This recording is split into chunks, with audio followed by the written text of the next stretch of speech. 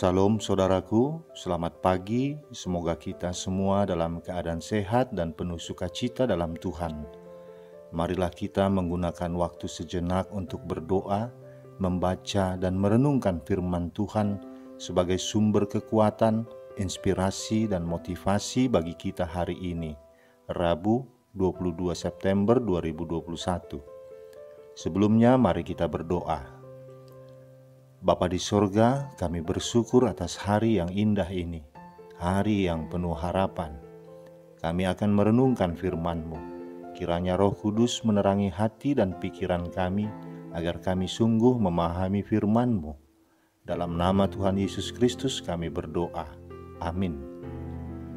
Firman Tuhan yang menyapa kita di pagi ini, 2 Timotius 2 ayat 15.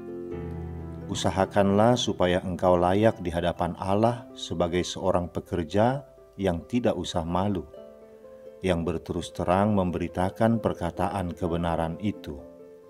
Demikian firman Tuhan.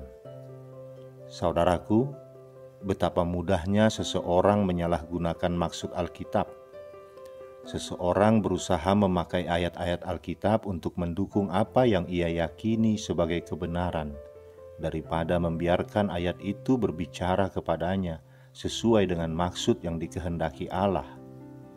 Ada pihak yang memakai ayat-ayat Alkitab untuk membela satu sisi dari suatu masalah, sementara pihak lain memakainya untuk menyerang masalah yang sama.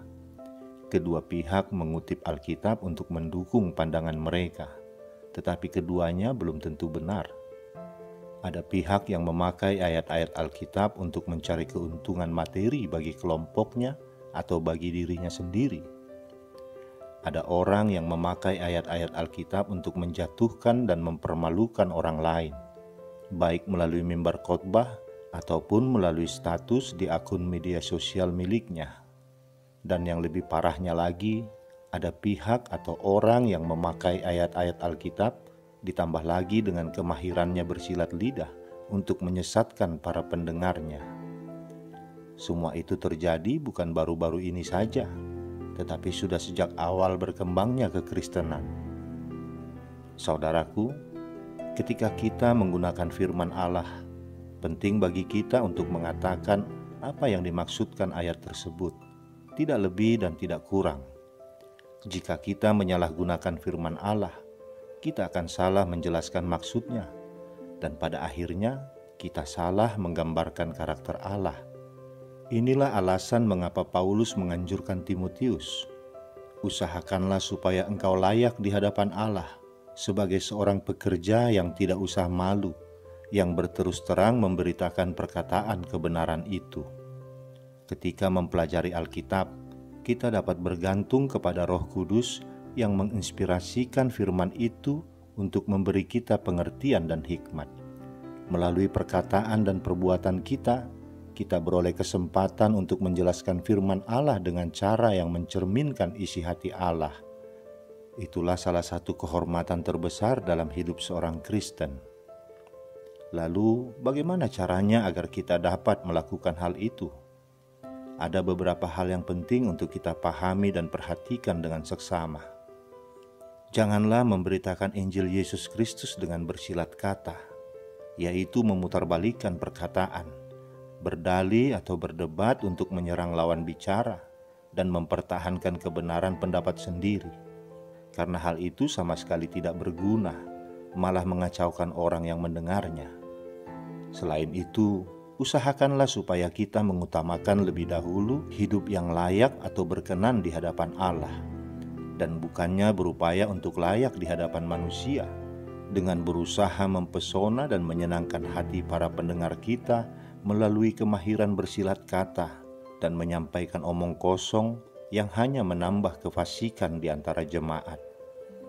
Jadilah seorang pekerja yang tidak usah malu di hadapan semua orang, dengan menyertakan bukti nyata perilaku kehidupan kita sehari-hari sebagai fakta kesaksian hidup yang baik, benar, dan yang tak terbantahkan di hadapan semua orang.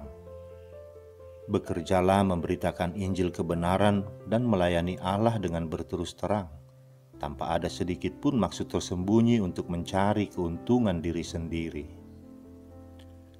Saudaraku, kita tidak harus menguasai ilmu teologi atau ilmu bahasa dan kemahiran mengolah kata-kata untuk dapat menjadi pelayan atau pengajar yang layak.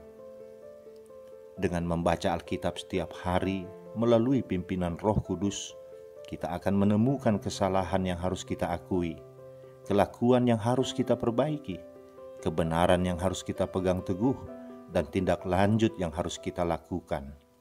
Dengan demikian, kita tidak akan malu atau takut menghadapi siapapun, karena kita tidak hanya mengetahui kebenaran yang kita ajarkan itu, melainkan sudah menghayatinya, karena kita sudah melakukannya dalam ibadah setiap hari. Kita juga akan dimampukan menyaring segala ajaran yang bertaburan di mana-mana, yang tanpa disadari banyak yang menyesatkan. Saudaraku, hari ini dan setiap hari, marilah kita mempelajari firman Allah dengan tekun dan dengan tujuan yang jelas. Marilah kita luangkan waktu untuk berdoa bahwa apa yang kita pelajari akan menghasilkan perilaku yang menghormati Allah, yang dapat membawa orang lain kepada Kristus. Ingatlah, kita tidak akan tahu rute terbaik yang bisa kita ikuti jika kita tidak pernah turun ke jalan untuk menyusurinya. Amin, kita berdoa. Bapa di surga, terima kasih karena Engkau memberikan firman-Mu untuk memandu kehidupan kami. Kiranya kami mempelajari dan memahaminya dengan tepat, sebagaimana yang Engkau kehendaki, melalui perkataan, perbuatan, dan sikap kami. Mampukan kami Bapa untuk melakukan firman-Mu. Dalam nama anak-Mu Tuhan Yesus Kristus kami berdoa. Amin. Selamat beraktivitas saudaraku. Tuhan memberkati. Shalom.